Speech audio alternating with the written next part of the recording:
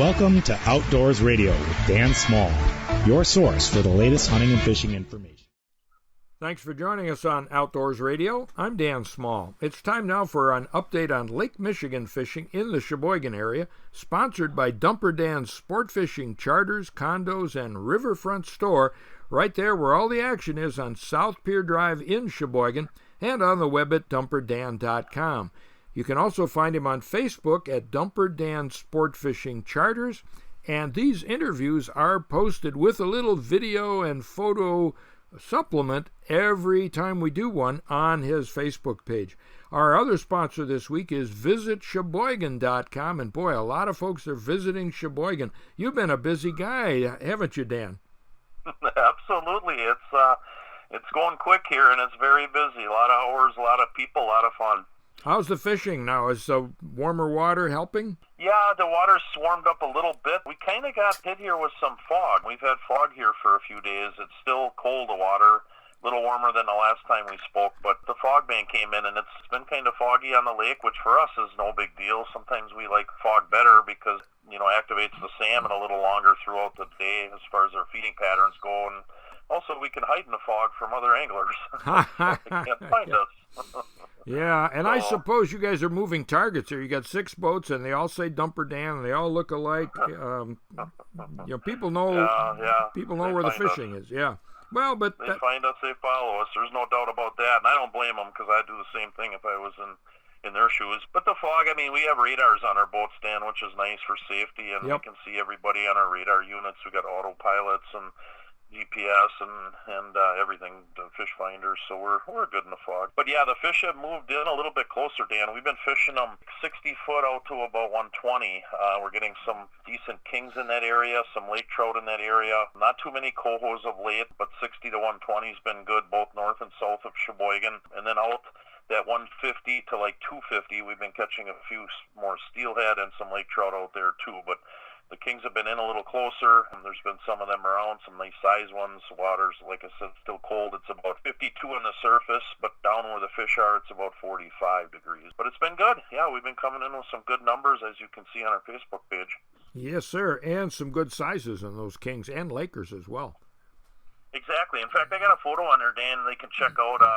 We had 10 fish laid out on the bench for the taxidermist. He came the other day. We have an in-house taxidermist that picks up every 2 weeks, and there was 10 of them there, and they were ranged in size from about 17, 18 pounds up to 25 pounds, so some nice mounts going on the wall for our customers.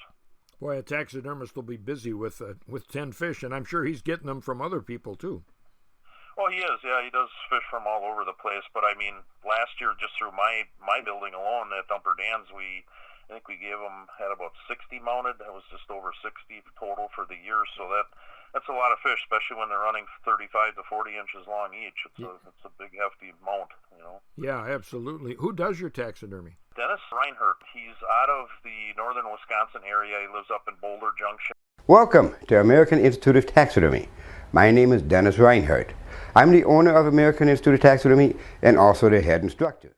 Tomahawk area, Minocqua, but he comes to Sheboygan quite often. He's got family here, and what I like about Dennis, he reminds me a lot of my uncle that used to mount fish, Jack Welsh taxidermy out of Fond du Lac, and he's very good, just like Jack was. And their skin mounts are not replicas, which is better yet. You're getting your actual fish, which really makes it look nice, and he does a great job. He also has a taxidermy school. He's an older gentleman, but he teaches taxidermy too, so he's a really neat fellow. Yes, I know him, and I know of the school. That whole family is big in taxidermy. Great, yeah, and they're good at it, so that's why we have them, because we want the best of the best when it comes to a memory and a trophy like this for our customers to take home.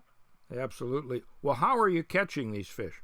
The best has been slide divers, dipsy divers up higher in the water column, been good. Downriggers, we're fishing flasher flies, green flies, white flashers, green flashers, trolling about 2.4 to 2.5 miles an hour. We put a wide spread out, as you know, Dan, of tackle from dipsies, downriggers, slide divers to lead core, copper, which is a weighted line that we put out on the planer board. So we're running right now. We're running about 16 to 20 lines per boat every trip, as long as we got enough people to cover, that many lines. But we're running a big spread of tackle, and covering a wide area, and that really helps because then you can target all sorts of species fishing from 20 feet down to the bottom in most places. Now, you mentioned that you're fishing fairly close to shore, so despite the fog, is this something a small boat angler, private boat angler can get in on? They can. You just got to be careful in the fog and keep your running lights on. Always that's the law too. You should have your running lights on. Coast Guard always tells us that, so you can see lights in the fog.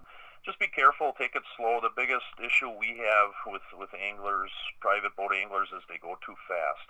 And they have a GPS. We had an issue the other day where a boat went by a 17-footer behind us, and he took two of our planer boards, hacked them off, and busted both rods on our boat. Oh, boy.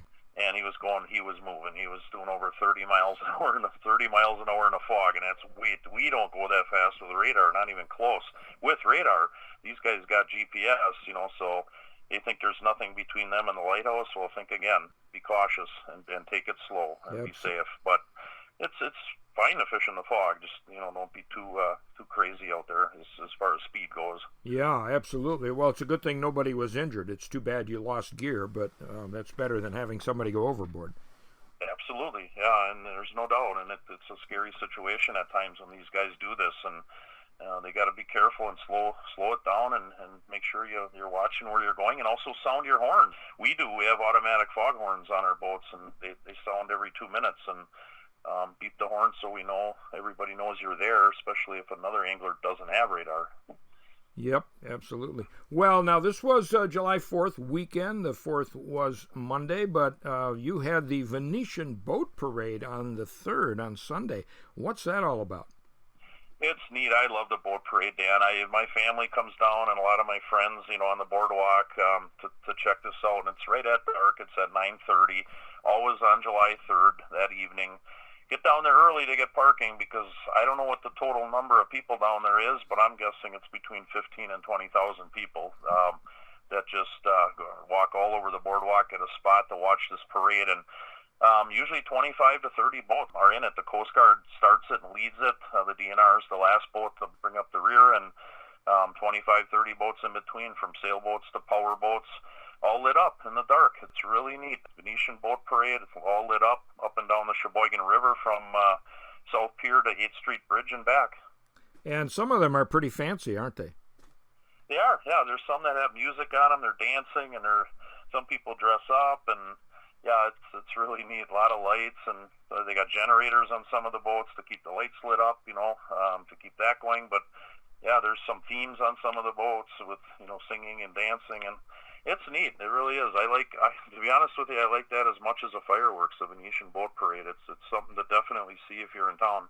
Yeah, and you don't participate, huh? No, a lot of people have been asking that I should, especially with 6 boats, but the reason I don't is because we got to get up at 4 o'clock the next morning and take customers out charter fishing, so I don't know if we'd have enough time to get all the lights off. Yeah, I don't blame you. You mentioned fireworks. That was pushed back till the 5th because of the weather on the 4th.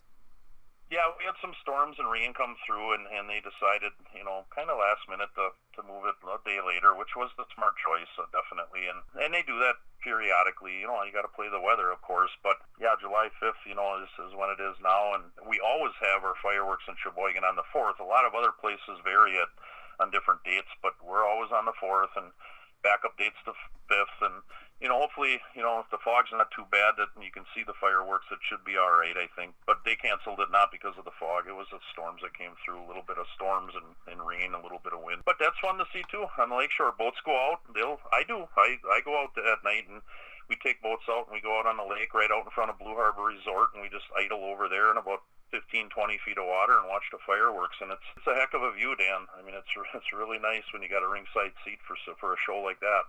Absolutely. Well, and there are more things going on. We won't talk about them all here now, but visit Sheboygan.com is where people can learn about what else is going on this summer in Sheboygan. Yeah, absolutely. Stop in there, talk to Shelley and the gang at visitsheboygan.com. It's right by the 8th Street Bridge, brand new building. They just built it not too long ago.